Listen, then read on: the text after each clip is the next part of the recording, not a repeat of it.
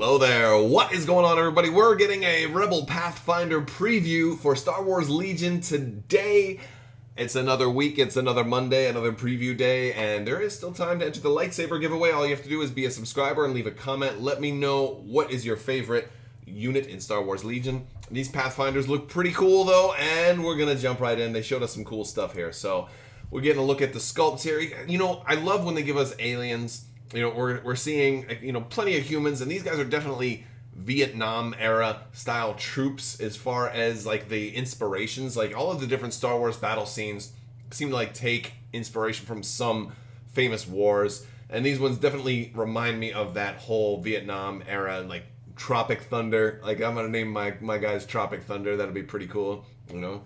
I know who I am. I'm the dude playing the dude disguised as the other dude. You know, so that's like, I feel like I want to watch Tropic Thunder now. It's like, as terrible as that was, it was awesomely bad. It was the most awesomely bad movie I think I've seen in a long time.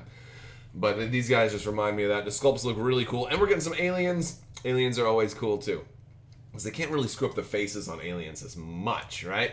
And here they are painted. We're getting the full spread. We're getting a bunch of upgrades on them. Now this Special Forces pack, unlike our first, you know, Rebel Saboteurs and everything, our Rebel Commandos, we're not getting two different units. But we're still getting some cool stuff, and we're getting some variations. So you can feel these different ways because you're getting two different heavy. So that's cool. Here is our card here. No special text on the back, so we'll just zoom into the front. Let's take a look at the unit card. 68 points to start out, so that's not too bad for a unit that's pretty awesome. Like, if you just feel these just plain up, like, they're not bad. We had 4 minis, 2 dice per. They can go out to range 1 to 3. They've got offensive surge to hit and surge to defense. So just looking at that alone, that's not half bad. Their price point is pretty decent here, but they will get expensive though. Their speed 2, 1 health, 2 courage, make for a good potential commander if your commander goes down. They can take heavy weapons, they can take training, they can take comms, equipment, the new, I think the weapon is called Arsenal, or the gun, the new upgrade. The name for it was in the latest RRG, and it just escapes me at the moment. And grenades, so that you can really outfit these guys a number of different ways. This is, initially I was thinking of only getting 1 of these. Now I'm like, well, I gotta at least get 2, because you can build them so many different ways. Danger Sense, Dauntless, and Infiltrate. So Danger Sense 3, we've seen this with Jin, right? You may choose not to remove your suppression tokens while defending against a ranged attack. Roll 1 extra defense die for each suppression you have, adding up to 3 extra dice. Now this one seems to work a little better on Jin. You'll want to keep this unit, if you're planning on taking suppression, you're going to want to keep this unit close to your commander so you don't panic, because you could easily be oh, I've got 3 suppression, oh, I got shot, I roll extra dice, well, now I'm at 4 suppression, oh no, I panicked now. And now my Special Forces unit runs away. You can't have that. You can't have that. So, you know, but there's things to deal with suppression. There's things to allow them to deal with that. You know, Jin has stuff. There's other cards coming that are going to do that. So I think Danger Sense will be manageable on these guys. It's just, and it's a cool extra ability. This actually makes, outside of like Sabine and Luke, you know, and arguably Jin, because she's got Danger Sense also, this is one of the more defensible Rebel units in the game, considering they have, I mean, only the white defense dice, but they have defensive surge and an extra defensive ability here. That's pretty nice. Pretty nice. I still prefer Han Solo, but you know, maybe this is better. This is more conditional because you have to have the suppression. I guess having the suppression though, you're going to cancel a die outright anyway. All right, interesting. Let me know what you think, you know, is better defensive, Pathfinders or Han Solo. I think Han Solo is a little bit better defensively, because he can take that light cover and turn it into heavy cover too. So there's that. All right, Dauntless. After you rally, if you are suppressed but not panicked, you may gain a suppression token to perform a free move action. So this is another reason you want to keep this one close to your commander. They can get some extra free maneuverability out of it. They're still able to effectively get 2 actions even if they're suppressed, as long as the first one is a move. And a lot of times that's what you want to do anyway. And then Infiltrate. You may deploy anywhere beyond range 3 of all enemy units. Now, there was a clarification to this in the rules reference guide with Infiltrate.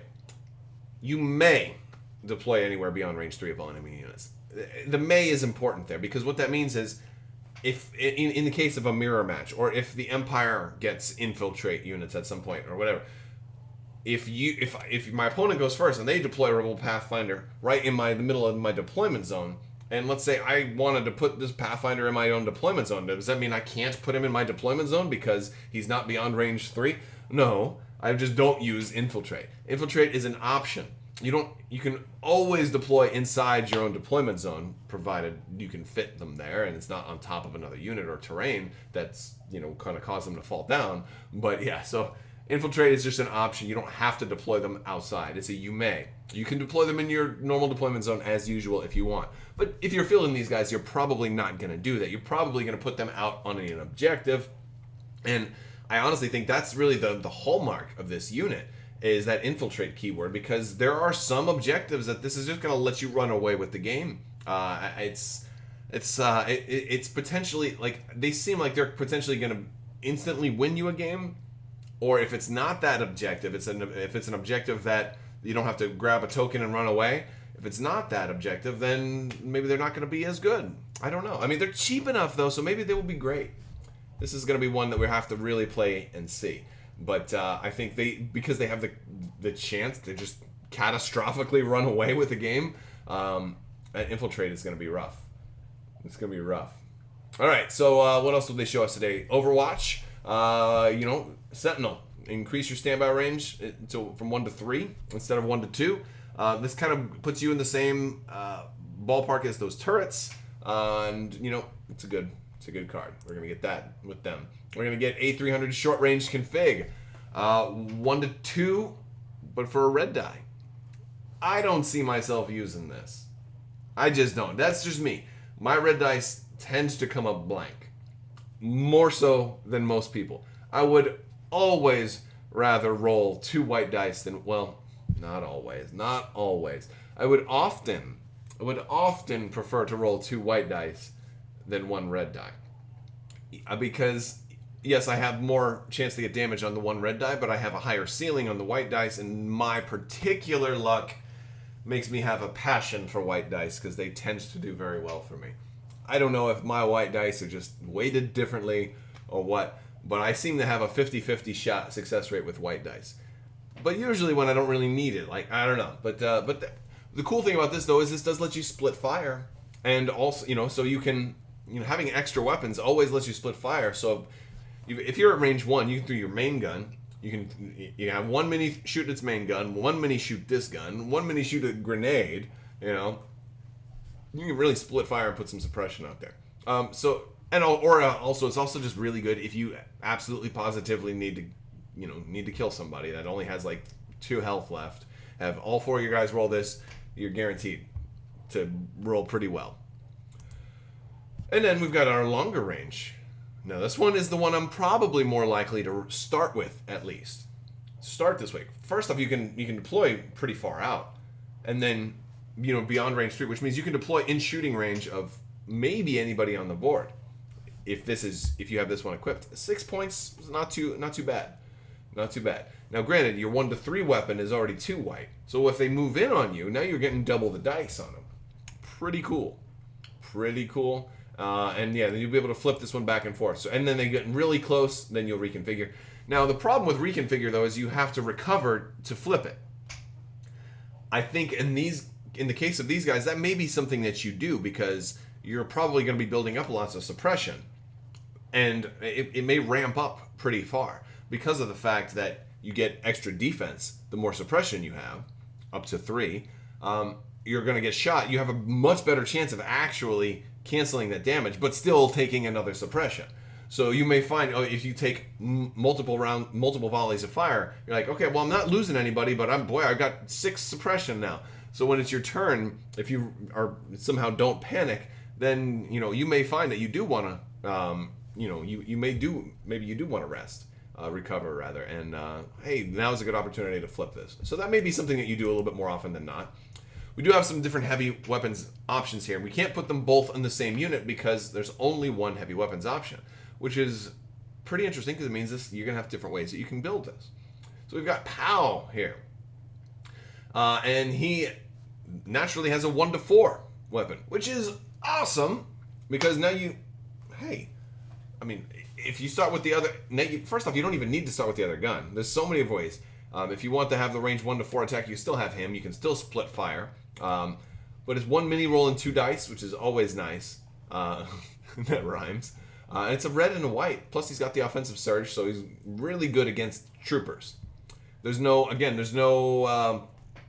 have anything to, like, we don't have surge to crit, and, you know, we don't have any way to penetrate armor here, so these guys are just going to be really good against non-armored units, which, you know, it's fine. It also gives you Inspire 1, which is going to be nice, especially if you're running a couple of Pathfinders together. You may want to, it's nice having that extra ability to get rid of some of the suppression when it starts stacking up. And he's a leader, so he'll take, you know, he's not going to die anytime soon. And we've got Bistan, who is not a leader, but he does have impact. Well, one thing that we were lacking. Here's your anti-vehicle option. It's only impact 1, so it's only a little bit. And it's Ion 1, which is really one of my least favorite keywords. It just ends up not really being a big thing. And I think in this case, it'll probably work because, boy, he's rolling a lot of dice here. He's rolling 5 dice for 1 mini, which is beautiful. I mean, he's 32 points, so you're certainly paying for him. He's inexhaustible, too. But again, here is a unit that you're already incentivized to recover from time to time between the suppression and your reconfigure weapon. So resting and recovering this guy with Bistan, because you flip your exhausted cards upright. You ready your exhausted cards when you recover. So running Bistan will be like, well, I definitely want to recover now. So super cool option. All about it. All about it. And he's also range 1 to 4 with 5 dice. I like him so much more than the other one. You know, of course, if I'm running 2, then I'll run them both. I'll definitely run them both if I'm running 2. Now, the thing is, here's an example. Do you want to buy 3 Pathfinders? If they come with just 2 heavy weapons, guys, and they're both unique, what are you going to do? You know, that's the question I leave for you. Would you want 3 Pathfinders and have to run your 3rd one without a heavy weapons guy and only 4?